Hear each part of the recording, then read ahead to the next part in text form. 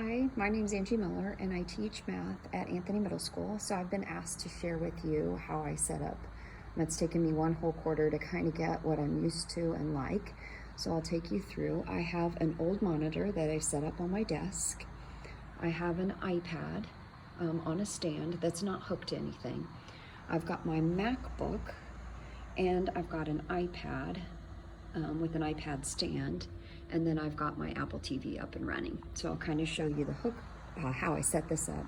So I have an adapter here. My adapter has my power cord that's into the plug-in, as well as this cord is hooked to my iPad that I'm running, that I'll display as a second display here in just a second to my Apple TV.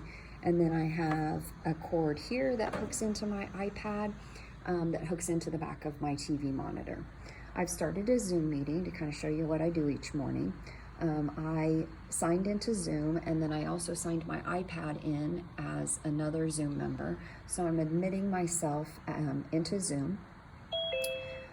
When I do this, I always cancel the sound. I don't want sound, or it's really loud and icky. So I've got my sound off on my iPad, but my sound on my Zoom with my TV monitor and my MacBook.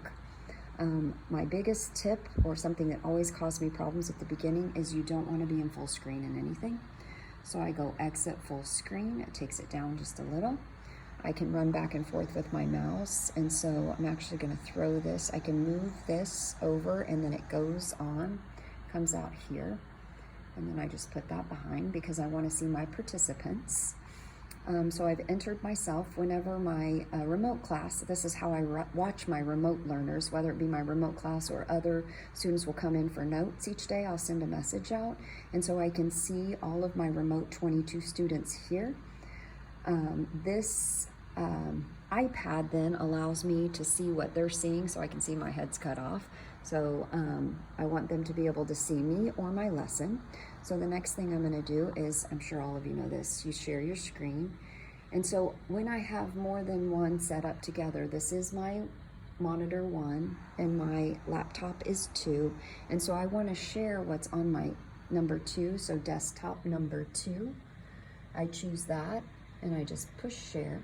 Now everything goes crazy when you share a screen, so everything kind of minimizes, so I just have to come and I can make this larger so that as participants come in, you're only going to see me and my iPad for now, but as my students come in, they'll all fit on that screen. Now you can see what is mirrored from my laptop because I shared my laptop. And then I have my laptop running my lesson, so my agenda for the day, and this is what my students can see because I've got this on my Apple TV, so they see the same lesson.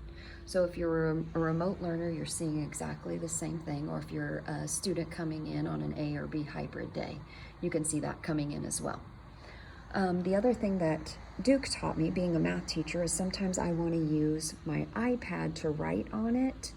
And so to do that, I have to use Quicktime. So I'm going to come over here and I'm going to launch from my launch pad on my MacBook. Looking for Quicktime.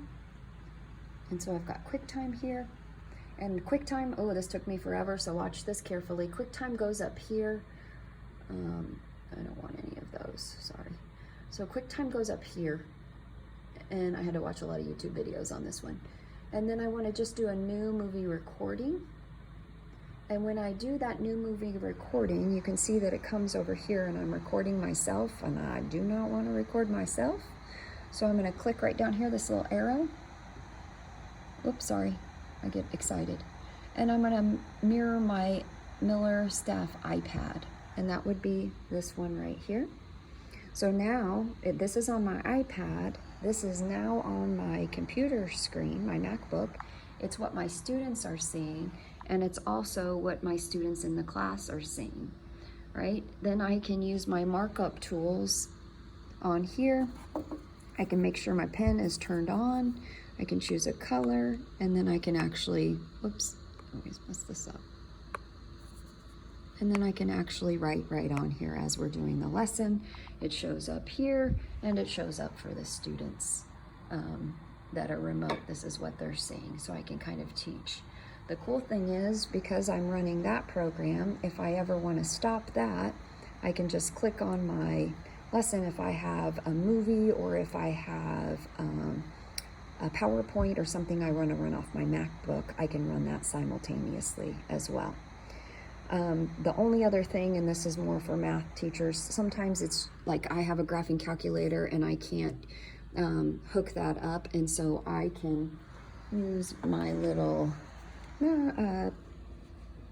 remote, goodness gracious, Mrs. Miller, Angie, and then I can switch between my sources. And so by switching to that source, then I actually have my document camera so that I can display what's on my graphing calculators when we're doing some programs that are a little bit older, but I still like to use them for some of the things that we can do. And then I can just source switch it back, and I can run it so that it's pretty easy to go back and forth between all my devices. Hope this helps some of you.